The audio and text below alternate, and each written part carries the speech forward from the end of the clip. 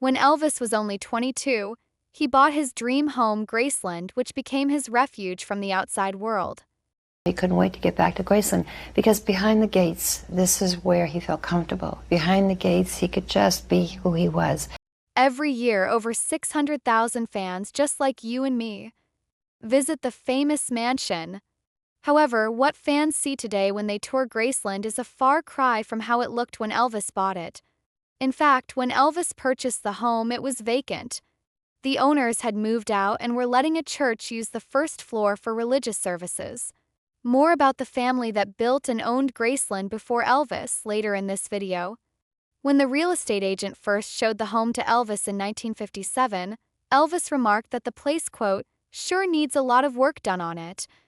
As a result, Elvis and his parents had the daunting task of decorating this 10,000 square foot home.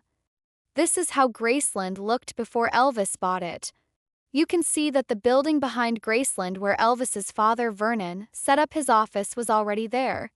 You can also see that a structure of pillars already stood to the side of Graceland. Elvis would create the meditation garden there in 1965. Elvis would keep the pillars intact and build a wall behind them with stained glass windows. Stay tuned to the end of the video to see a before and after aerial view of how Graceland has changed over the years. You can also see that the barn was already there. This barn would inspire Elvis and Priscilla to start riding horses in the mid-1960s. And he had home here. He had Graceland. This is where he went behind those gates once he was there. You'd see him riding horses, you'd see him on the golf carts. He was like a little kid here, just free and relaxed and fun. Elvis shocked his family when he declared his decorating plans for Graceland in 1957. He told a reporter that he wanted purple walls with gold trim and white corduroy drapes. Purple walls? Elvis's mother, Gladys Presley, said, "No way, Elvis." As Elvis's cousin Gene Smith confirmed in his memoir, quote, Aunt Gladys talked him out of it.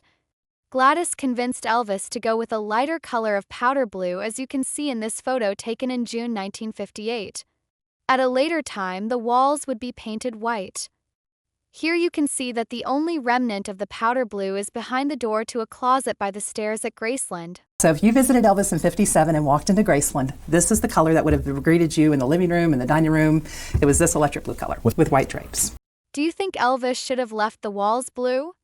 Let us know by writing in the comments below. Maybe Elvis suggested purple for the first floor because he knew Gladys loved purple. As a result, Gladys ended up having a purple theme in her and Vernon's bedroom. She also designed the wallpaper, which featured poodles. In addition to the purple walls, Elvis also said initially that on the first floor he wanted red carpet and gold furniture. However, he was talked out of the red carpet, as you can see from these drawings of the proposed room designs by the interior decorator. Elvis wouldn't get his red carpet until the 70s. However, you can see gold trim on several pieces of the furniture in the living room and dining room, while the music room has a true yellowish gold theme. In the 70s, Elvis's love for gold was displayed in the racquetball building, where he had a gold-plated sink in the bathroom. He also had this on his plane, the Lisa Marie. For his bedroom, Elvis said, quote, I want the darkest blue there is for my room, with a mirror that will cover one side of the room. I probably will have a black bedroom suite, trimmed in white leather with a white rug, unquote. Elvis' cousin Billy Smith described what the upstairs of Graceland is like, quote, originally you went up the stairs and to the left were two huge double doors, and they were padded at that time. And you went in and there was two more double-type doors. One led to the office, the other led to his bedroom, and then off his bedroom was his bathroom, unquote. How ironic that Mr. and Mrs. Thomas Moore, who lived at Graceland before Elvis, had a daughter who was a musician. Ruth Marie Moore was a harpist with the Memphis Symphony Orchestra. She would often perform recitals in what is now the Graceland living room. The first pictures you will see are a few scenes inside the home at Graceland, where I am shown playing on a Salzada model harp that I used on tour. Of course, Elvis would have rock and roll and gospel jam sessions next to the living room in the music room, which was originally used by the Moores as a sun porch with French doors. This video of Ruth in the back of Graceland by the original garage was taken in 1949. This photo is from a large family dinner in the dining room in 1950. You can see the built-in shelves are still there to this day. Here's how the dining room looks today, which is similar to how it looked in the 1960s with the blue drapes. However, the glass chandelier in the dining room and the beautiful chandelier hanging over the staircase were purchased by Elvis during an after-hours shopping trip to Belvedere Lighting in Memphis in August 1974. Here is an aerial view of the home after Elvis died.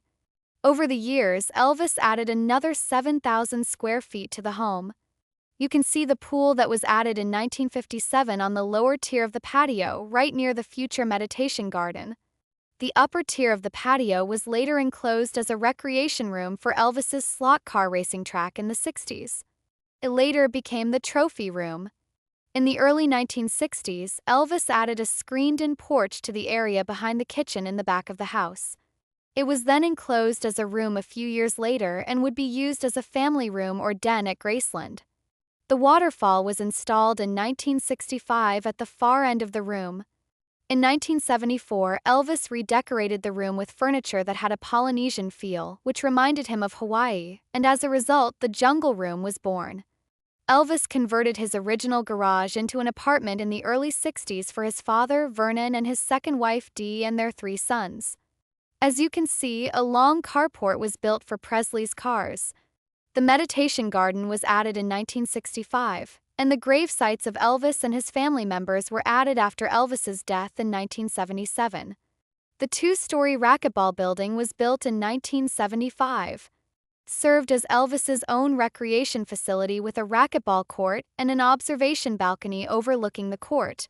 Fun fact: through the original owners of Graceland divorced in 1952, Mrs. Moore moved out of the house and donated 4.5 acres next to Graceland for the future Graceland Christian Church to be built. Church was located next door to Graceland for many years. A few years after Elvis died, the congregation eventually left the building due to fans frequently wandering in and out of the building. Elvis Presley Enterprises bought the building in the late 1980s, and it now serves as the company's main headquarters. Are you planning a trip to Graceland this year? Find out the best photo ops.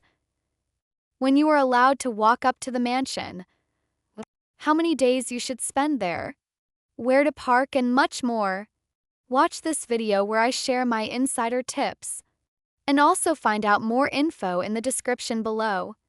So if you enjoyed this video, be sure to like this video to help this channel grow. For more fascinating facts about Elvis, pick up one of Trina Young's 4 Elvis books. Read a free excerpt at elvisbiography.net.